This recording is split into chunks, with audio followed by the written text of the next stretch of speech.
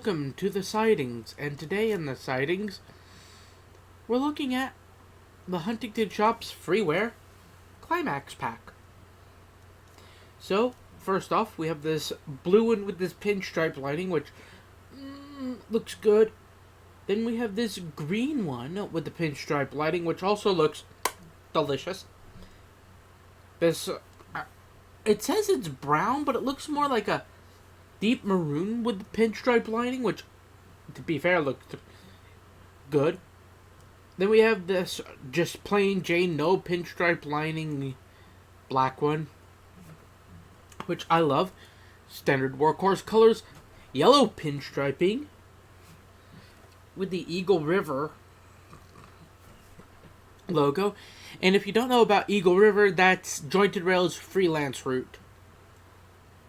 Then here you have one that's completely unlettered, unnamed, no pinstriping. This is basically a blank template if you want to reskin. I'll get to this one in a second. Same with this guy, but with the pinstripe lining, which is nice. And then our last one, which is the Pine Pulp and Paper Company, Pine Lake Pulp and Paper Company. So, on the whole, this pack is really nice. It's got a nice variety of engines for you to pick from. Now, why did I say that giving people reskinnable locomotives was a good idea? Well, this is why. Say somebody has their own railroad. Bam! Right there. A blank slate template. And with the pinstripe lining, you've got a choice of either, as plain as, a peanut butter and jelly sandwich, or you could get a little fancy and add a little lining of oregano, which I love. I love things like that. Also, you'll notice these are all 3-truck. Every last single Shay and Climax here, these are all 3-truck, meaning they're gonna have a bigger oil cistern and water tank. I believe this carries extra water, which is nice. It adds so much. Now, we're going to see how one of these performs. I've got to make a delivery up to the, up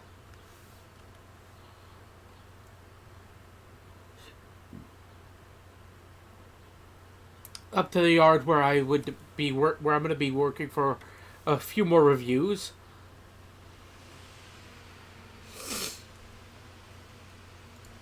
So I'm going to take this guy. Okay.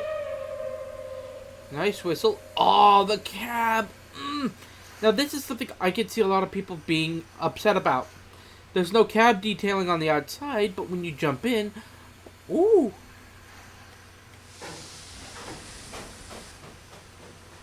Oh, she's got wall shards too.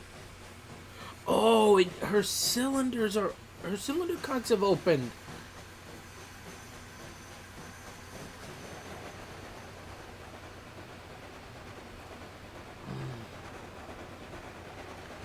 So we're gonna see how she handles a big fat freight load.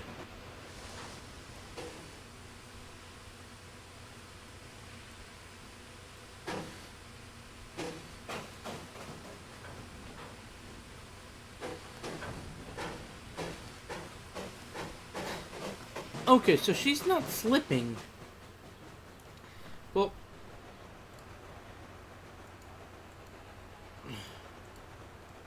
then again, I am not driving this in realistic mode.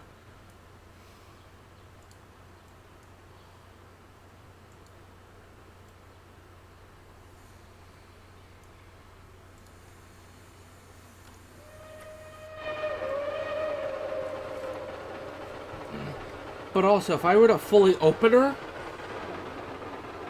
well, she's not going to be going fast.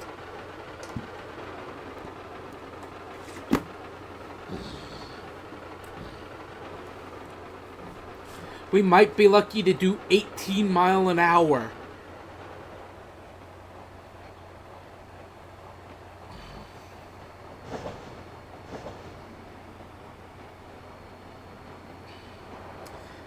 Looks like we might be able. Looks like the standard gauge versions were capable of 30-mile-an-hour runnings. Nope, she tops out. She breaks at 20. So she's not fast by any means, but it's not. But with an engine like a Climax or even a Shea or a Heisler, we're not looking for speed. We want to put the power to the rail. We want to torque down. We want to be able to pull the Earth off of its rotational axes. We don't want to be, we don't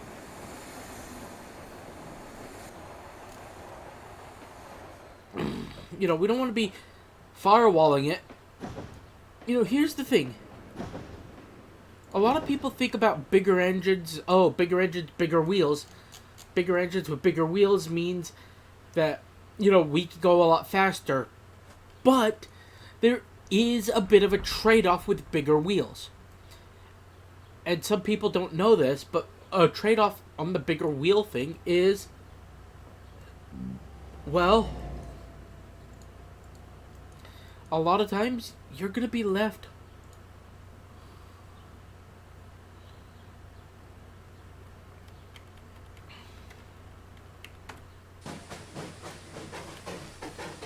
with a lot less to pull.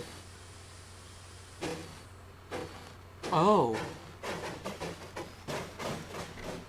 A lot of people don't seem to understand that as the wheel size increases,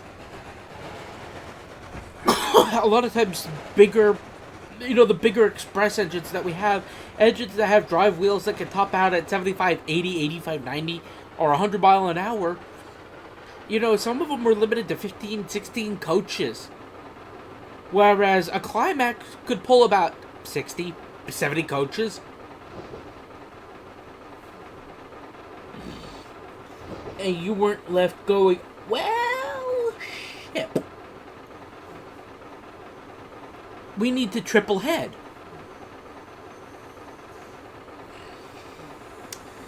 That's not at all true. Now, in some cases, you can get an engine with bigger drive wheels going fast enough and give them that torque and power that they need and get them able to pull a heavy train.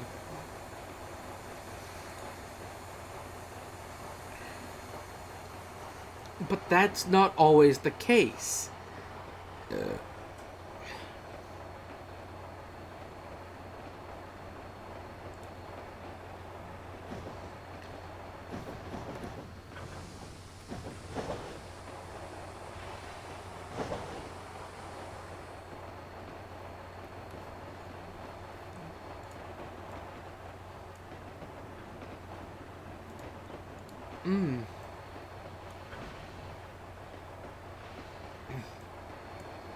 That just because, that's more the exception that proves the rule than the rule. You see, I could get an O5B pulling this thing. But here's the thing, this is an oil burner, so look at that. This is what we would call rolling coal. Look at that stack. That is good stuff. And it is something like this that I really love when shops capture this idea of an oil burner, because you're constantly feeding oil into the fire, you're going to be constantly throwing black smoke up, i.e. rolling coals.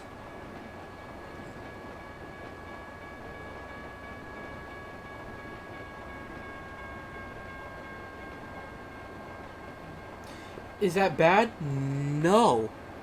By no means think this is bad. All it is it's a pain in the ass because you're going to be burning through your oil faster than I've seen, a good friend of mine burn through money. So, yeah. But I want to get all the way down to the other end of the line, and I want to see how she does with switching work. I'll see you at there.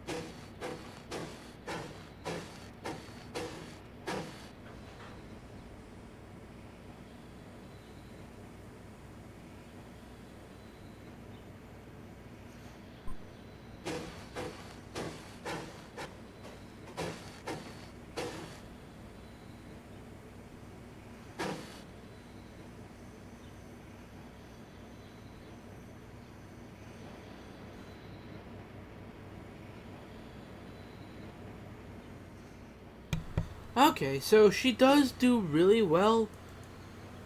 She's not made to be the speedy little engine that everyone thinks.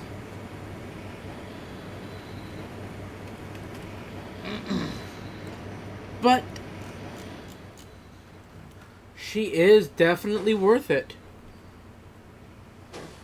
And for a freeware engine, I'm gonna be honest, good little engine. I recommend it. But anyway, that's it for this video. I will see you guys in the next review. Bye bye.